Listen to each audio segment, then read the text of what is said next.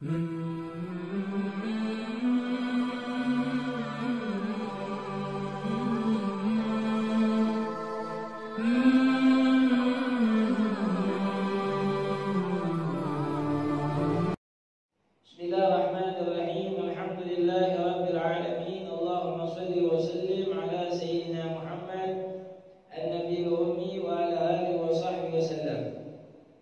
Qala al-mu'allif rahimahullah wa nafa'ana bihi wa bi 'ulumihi fid darain amin.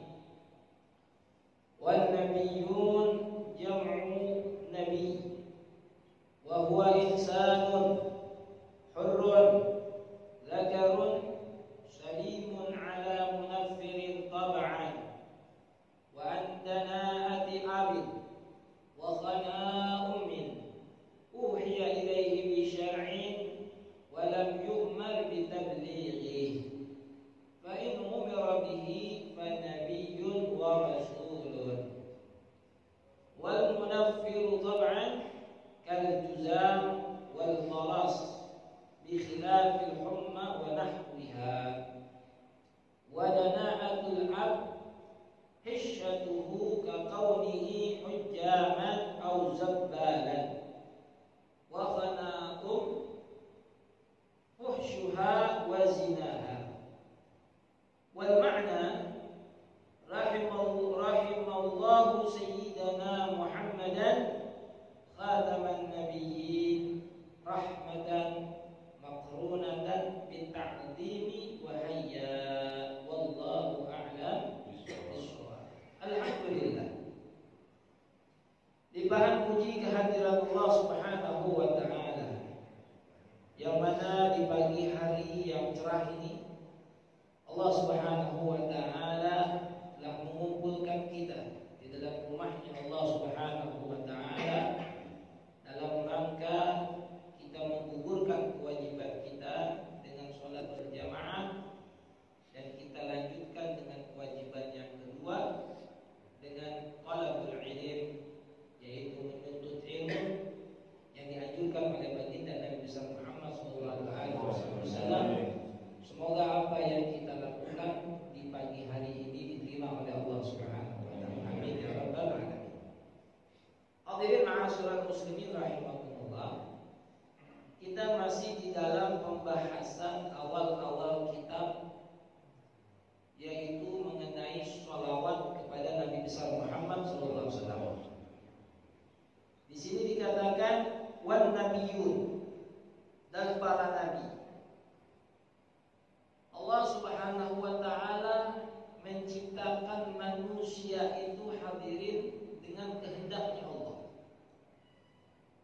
Dan dari manusia, dari seluruh manusia, Allah ciptakan manusia mulia-mulia, manusia yang mulia.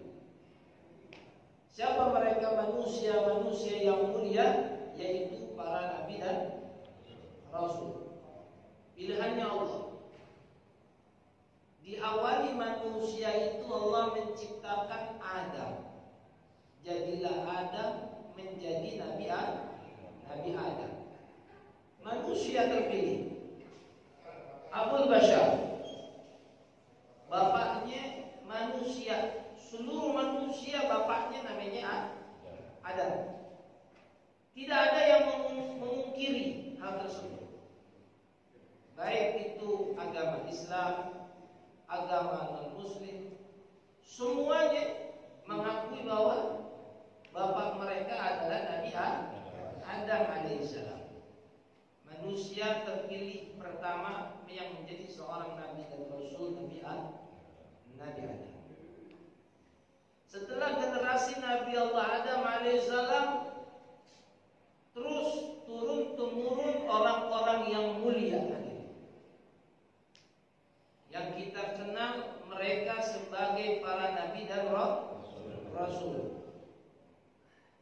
Dan dari seluruh para nabi dan rasul, maka terpilih seorang manusia yang termulia dari yang mulia, manusia termulia dari orang mulia. Siapa orang ini yang terpilih hadirin? Yaitu Nabi kita Sayyidina Muhammad SAW. Seorang yang terpilih dari orang-orang yang dipilih oleh Allah Subhanahu wa taala. Kenapa Nabi ini adalah Nabi yang terpilih? Karena tidaklah seorang yang terpilih melainkan melalui ujian dan cobaan dari Allah Subhanahu wa taala.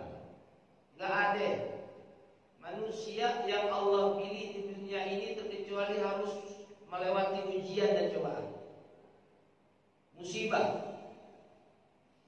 Dan musibah yang Allah Subhanahu wa taala turunkan ke atas dunia ini ya, dari langit menuju dunia ini, setiap harinya itu berjumlah 99.000 musibah. Dan yang paling musibah yang paling terkecil aja adalah mengeluh. Tahu ngeluh? Itu musibah yang paling terkecil, itu ngeluh. Ngeluh apa aja? Ngeluh perekonomian, ya. Ngeluh tentang profesi, ngeluh tentang berbagai macam hal yang dia keluhkan, itu musibah. Ngeluh. Makanya manusia ini ternyata di setiap harinya, hampir setiap harinya dapat musibah. Bukan yang namanya musibah itu adalah ketabrakan, sakit gitu ya. Enggak. Ternyata ilham, mengeluh itu adalah musibah. Dan Allah Subhanahu wa taala ciptakan itu untuk manusia. Untuk mengangkat derajatnya manusia dari musibah ke musibah, dari ujian ke ujian, dari cobaan ke cobaan. Makanya terpilihlah mereka, orang yang terpilih karena ujian dan cobaannya dari Allah Subhanahu wa taala. Ketika terpilih orang yang dipilih oleh Allah, maka lebih terpilih lagi Nabi Muhammad SAW. Kenapa Nabi Muhammad SAW terpilih hadirin dari seluruh orang pilihan? Karena ujian dan cobaannya melebihi daripada mereka semuanya. Melebihi. Di zaman Nabi Musa alaihissalam, Nabi Musa diuji oleh Fir'aun.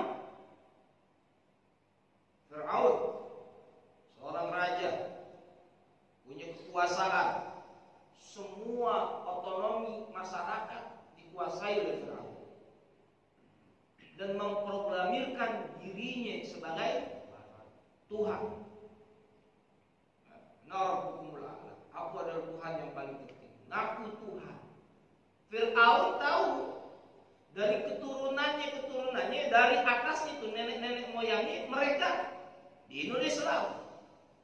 Mereka itu menyembah Allah Subhanahu wa taala. Kenapa ketika dia ini berada di dalam suatu kemuliaan dan diberikan harta banyak, dia lupa kepada Allah Subhanahu wa taala dan memproklamirkan dirinya adalah yang mengatur segala-galanya. Bahkan Fir'aun, dia beranggapan dia bahwa dirinya adalah Tuhan, dia bisa membunuh dan mematikan seseorang. Semua orang juga bisa, ya kan? Membunuh dan mematikan orang bisa kan? Hidupnya? Enggak. Seharusnya kalau dia ngaku sebagai Tuhan, dia matiin tuh orang, dia bisa hidup. Tapi karena memang sudah pemikiran dan hatinya ini sudah dihijab oleh Allah, sehingga apa yang ia pikirkan bahwa dirinya adalah Tuhan, buktinya adalah dia bisa mematikan seenaknya dia sendiri. Itu pemikiran yang membuat terhijab dan yang membuat dirinya semakin sombong di hadapan Allah Subhanahu, di hadapan Musa alaihissalam. Fir'aun menjadi ujian beliau. Sabar Nabi Musa, sabar. Datang Qarun, ujian dari Allah. Nabi Musa alaihissalam sabar. Berbagai macam ujian dan ujian dia lalui, dan jadilah Nabi Musa manusia terpilih. Bahkan di zaman Bani Israel, mereka yang berdakwah di jalan Allah Subhanahu wa taala, mereka harus digergaji, hadirin, kepalanya harus digergaji sehingga terbelah menjadi dua bagian tubuh mereka. Karena satu hal, mereka menegakkan dan mensiarkan agamanya Allah Subhanahu. Ujiannya pakai begitu, hadirin. Kita di zaman sekarang ujian di saat menegakkan agamanya Allah bukan ujian lagi, hadirin. Kita disambitin pakai apa? Sambitin pakai lontong, disambitin pakai apa ya? Pakai makanan. Udah enak tuh zaman sekarang.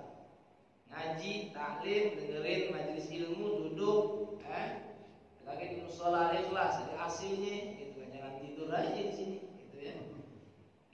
Habis selesai kita makan, kita ramah tamah. Orang zaman dulu, hadirin, ketika mereka mau mendengarkan kabar tentang Allah Subhanahu wa taala, mereka harus merebut nyawa mereka agar mereka mendengarkan Allah Subhanahu wa taala dari para nabi dan rasul mereka. Mudah-mudahan diangkat derajat kita oleh Allah.